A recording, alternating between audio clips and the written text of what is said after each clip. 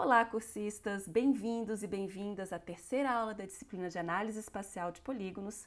Eu sou a Flávia Feitosa e hoje vamos tratar de alguns conceitos básicos de estatística que serão importantes para realizarmos algumas análises exploratórias sobre os nossos dados e também para nos prepararmos para as nossas próximas aulas.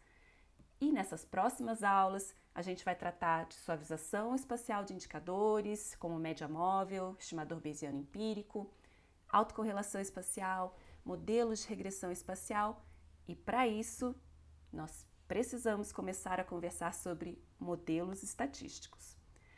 Mas eu peço que vocês não façam essa cara de aterrorizado, porque eu tenho certeza que todos vocês já lidam com modelos estatísticos. Certamente, pelo menos, vocês lidam com o mais popular deles, que é a média, uma simples média. A média é um modelo estatístico muito relevante e que nos ajuda a representar, obviamente de uma forma simplificada, vários aspectos da realidade. Vamos começar aqui com um exemplo simples da média do número de habitantes por domicílio. Digamos que eu tenha uma amostra é um subconjunto da população, uma amostra de 5 domicílios, e no primeiro domicílio eu tenho um habitante, no segundo eu tenho 2 moradores, no terceiro e no quarto eu tenho 3 e no quinto eu tenho 4 habitantes. Ou seja, em média eu tenho 2,6 habitantes por domicílio. Agora, para além dos 5 domicílios desse exemplo, vamos pensar nos domicílios do Brasil inteiro, usando dados do censo demográfico. Veja aqui o resultado. Em 1980, nós tínhamos 4,63 pessoas por domicílio. Em 91, passou para 4,19. Em 2000, para 3,76. Em 2010, para 3,31. Em 2022, para 2,79 pessoas por domicílio. E o que a gente pode concluir com isso? Certamente vocês observaram que o número de residentes ele vem caindo, vem diminuindo ao longo do tempo. Será que a gente ia ser capaz de concluir isso se a gente pegasse a informação de todos os domicílios em todos os anos ao mesmo tempo, tabelas e observações? É improvável. Nós precisamos o quê? De um modelo simples, uma média que resuma os nossos dados. É claro que a gente não tem 2,79 pessoas no domicílio, 2 pessoas e mais 2/3 de uma pessoa. A média ela é uma representação, ela é um modelo, ela é uma simplificação criada para resumir os nossos dados. E é sobre isso que a modelagem se trata, né? Que a modelagem estatística vai trazer. Bom, agora vamos voltar para o nosso exemplo dos 5 domicílios, que tem média de 2,6 habitantes por domicílio. Aí vem, é um modelo usado para resumir os nossos dados, mas será que esse modelo é preciso? Né? O quão diferente os dados observados são desse modelo criado, essa média, esse modelo que representa os nossos dados? Para isso é importante que a gente comece a observar os desvios do modelo, os erros do modelo. Bom, essa linha aqui a gente representa a média de 2,6. Vamos ver, no domicílio 1, aqui é o domicílio 1, 2, 3, 4, 5, que tem só um morador, a gente tem um desvio de menos 1,6, certo? A diferença entre 1 e 2,6 é menos 1,6. Aqui vem um desvio, por exemplo, nos domicílios 3 e 4, com 3 moradores, eles vão ter um desvio menor em relação à média, apenas de 0,4 e assim por diante. E o que acontece se a gente somar esses desvios? Será que isso vai nos dar a resposta do quão bom o nosso modelo é? Bom, se eu somar esses desvios, essa soma dá zero. Eu chego no valor zero. Então, para evitar esse problema, nós vamos elevar esses desvios, esses erros, ao quadrado. Bora lá. Então, elevando esses desvios ao quadrado, menos 1,6 elevado ao quadrado, menos 0,6 elevado ao quadrado e assim por diante, nós chegamos ao valor de 5,2, que ok, é uma medida da acurácia do nosso modelo, da nossa média, mas Se ao invés de 5 observações eu tivesse 6, 7, 8, 9, 10, o que ia acontecer com esse valor? Ele ia aumentando. E o que a gente pode fazer para evitar isso? Bom, eu aposto que vocês já tiveram a ideia de pegar esse resultado e dividir pelo número de observações, né? E assim nós obtemos a média do desvio ao quadrado. Então, acho que é bem provável que vocês tenham pensado nisso, o que é uma boa ideia e já pensaram nisso. O nome disso é variância, né? A variância, ela é justamente uma média do quadrado dos desvios. É somar os desvios ao quadrado e dividir pelo número de observações. Se a gente quiser usar, aqui, vocês vão ver nessa fórmula aqui, que não está dividido somente pelo número de observações, mas n-1. Por quê? Porque se a gente quiser usar os dados de uma amostra, que é o nosso caso, para representar a variância de toda uma população, por exemplo, todos os municípios de um bairro, enfim, né? É muito provável que os valores dessa população variem mais do que os valores de um subconjunto da população, ou seja, de uma amostra. Então, nesse caso, se divide a soma dos erros pelo n-1. Então, a gente vai dividir a soma dos erros ao quadrado por n-1 e não apenas pelos n. Se eu dividir pelo n, eu tenho a variância da amostra, que é ok. Se eu quiser uma estimativa da variância da população a partir dos dados da amostra, então a gente divide por n-1, como aqui está nessa fórmula aqui. Agora, usar a variância como uma medida de erro, né, do meu modelo, tem um problema, tem uma dificuldade, porque ela é expressa em unidades quadradas. É mais difícil de interpretar. O que a gente podia fazer? O que nós podemos fazer? Tem uma alternativa, eu também imagino que essa alternativa esteja na cabeça de vocês, é tirar a raiz quadrada da variância, já que ela é uma medida expressa em unidades quadradas. E não é que já pensaram nisso também? O nome disso é desvio padrão. Bom, isso significa que o desvio padrão nada mais é do que a raiz quadrada da variância. Ela é uma medida do quão bem a nossa média representa os nossos dados. Ela vai revelar a dispersão dos nossos dados.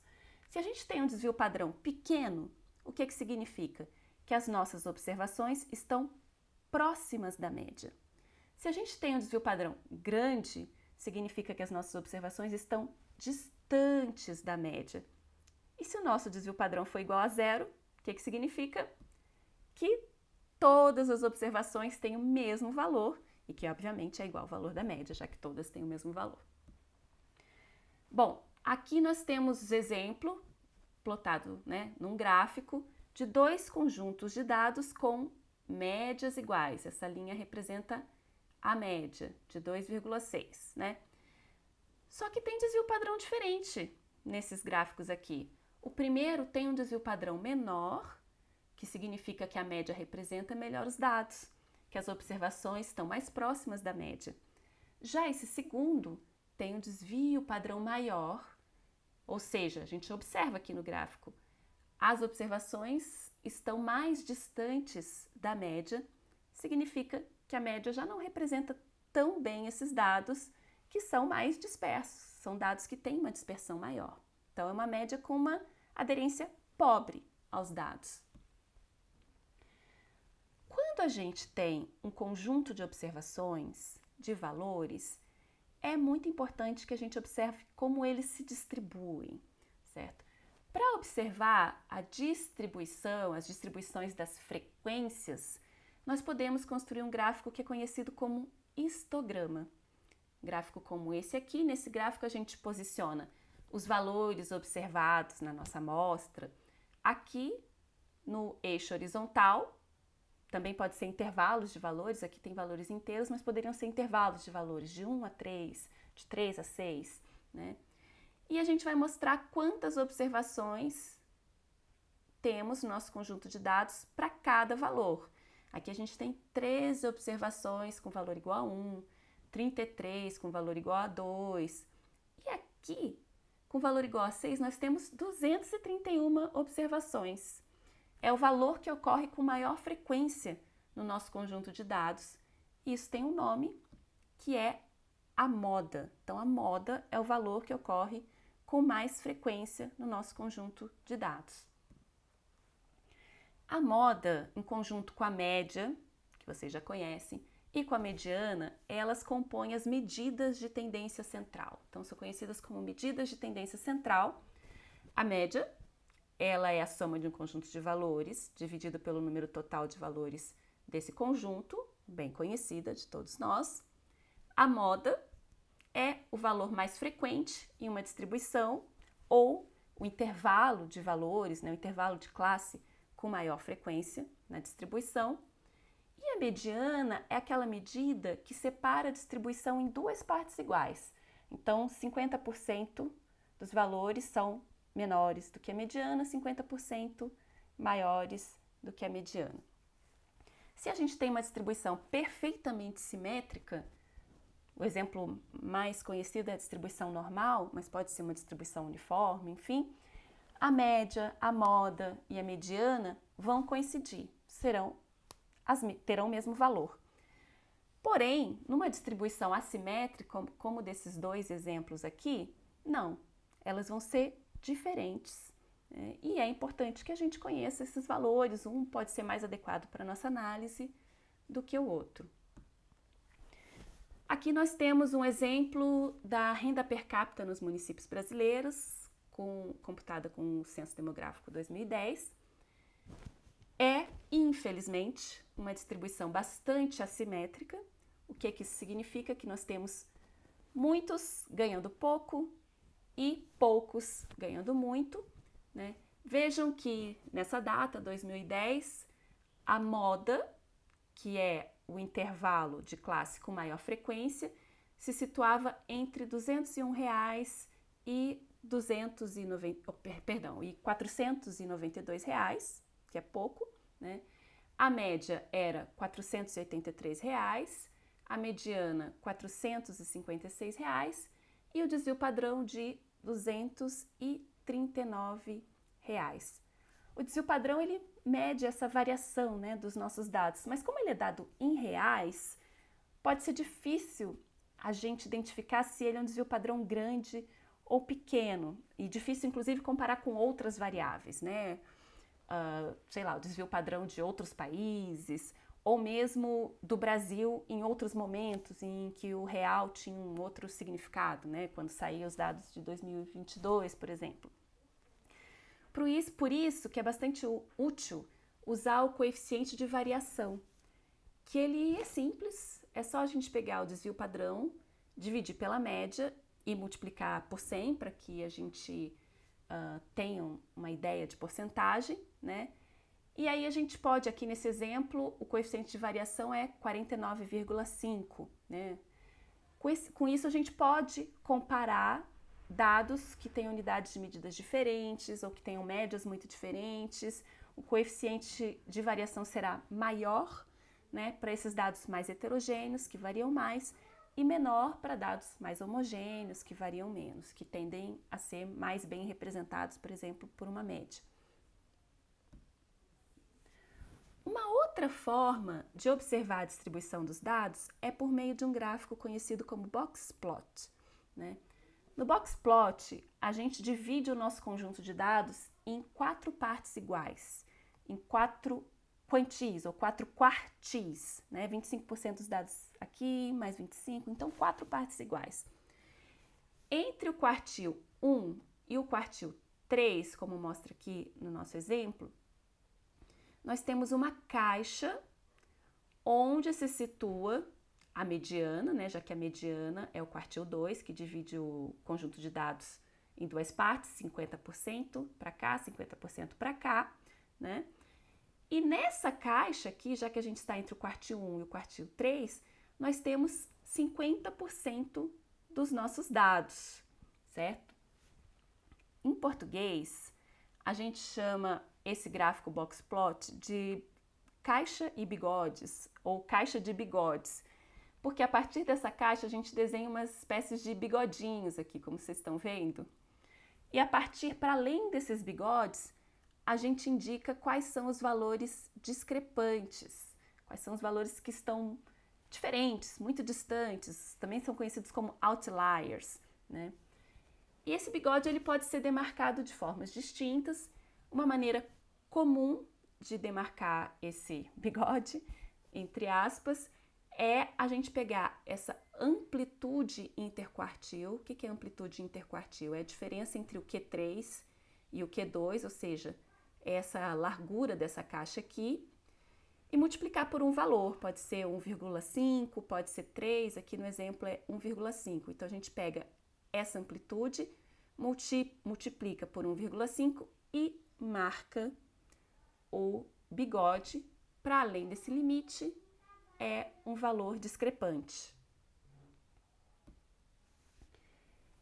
E é muito interessante quando a gente visualiza espacialmente esses valores, né? Então aqui a gente tem um mapa, né, uma representação espacial, na qual a gente pode visualizar esses valores que são representados no box plot, certo? Bom, dá para observar por essa representação que os valores de renda per capita não são independentes espacialmente, né? Nas áreas aqui mais alaranjadas, a gente tem rendas mais altas, nas áreas mais azuladas, a gente tem rendas mais baixas. A gente consegue ver um padrão espacial aqui e que na aula de autocorrelação espacial a gente vai poder medir esse padrão. Na atividade dessa aula, dessa semana, eu sugiro que vocês explorem dados no software Geoda. E nesse software a gente pode explorar de forma integrada dados na forma de mapas, de gráficos e de tabelas. Por exemplo, se a gente selecionar aqui os valores extremos de alta renda, selecionar aqui no gráfico, aparece na tabela e aparece também, destaca também no mapa quais são esses municípios. Então, a gente pode observar, por exemplo, que entre os valores discrepantes de renda per capita, a gente tem Brasília, a gente tem Belo Horizonte, Niterói, Rio de Janeiro, Vitória e por aí vai. A gente consegue, pela tabela, identificar o nome desses municípios. Também vamos aprender nesse curso a explorar a relação entre variáveis. Aqui nós temos o exemplo da renda per capita e vamos procurar saber em exercícios das próximas aulas se a renda per capita tem relação com o consumo de água per capita nos municípios, nas residências dos municípios. Claro, sempre quando a gente vai ver a relação entre as variáveis, a gente pode começar espacializando essas variáveis, mas uma forma de representação fundamental para iniciar uma análise exploratória da relação entre duas variáveis é o diagrama de dispersão. Ele é um gráfico que coloca o valor de cada observação em uma variável, por exemplo, renda, contra o seu valor em outra variável, aqui no caso o consumo de água. Então a gente vê a renda e o consumo de água e como estão as observações em relação a essas duas variáveis. Esses diagramas de dispersão, eles são muito importantes para revelar se existe uma relação entre as variáveis, se essa relação ela é linear, como nesse exemplo, ou se ela não é linear, é que a gente vê que existe uma relação entre as variáveis, mas que ela é não linear. A mesma coisa aqui, existe a relação, mas não é linear. Se há uma relação, a gente pode verificar se é uma relação forte, como nesse gráfico aqui, ou perfeita, como nesse gráfico, ou se é uma relação fraca. Dá para verificar e é importante que se faça o gráfico de dispersão para verificar esses aspectos. A gente também pode verificar num gráfico de dispersão se a correlação é positiva, ou seja, quando aumenta o valor de uma variável, o da outra também aumenta, ou se é negativa, quando aumenta o valor do x, o valor do y diminui, ou como nesse terceiro exemplo aqui, se é simplesmente uma nuvem de pontos e a gente não consegue verificar nenhuma relação entre as duas variáveis.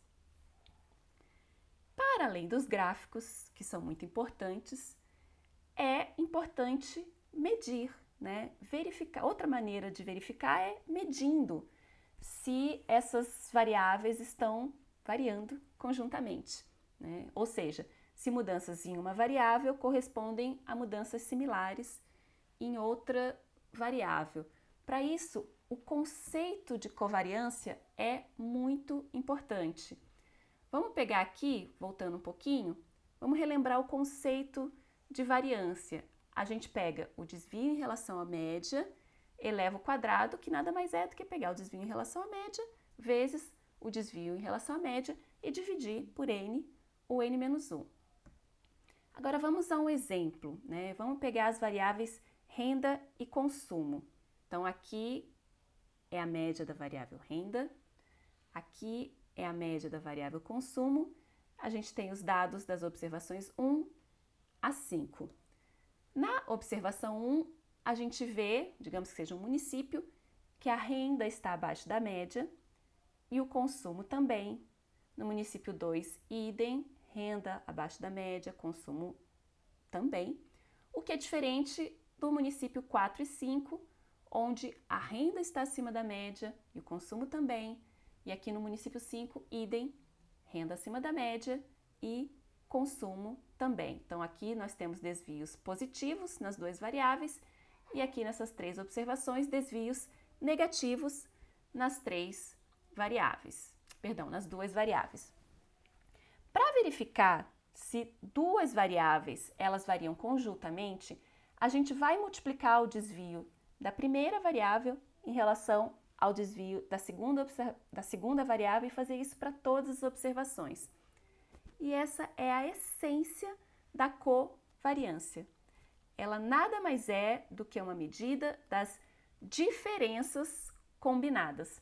Se as duas variáveis têm desvios na mesma direção, a covariância vai ser positiva.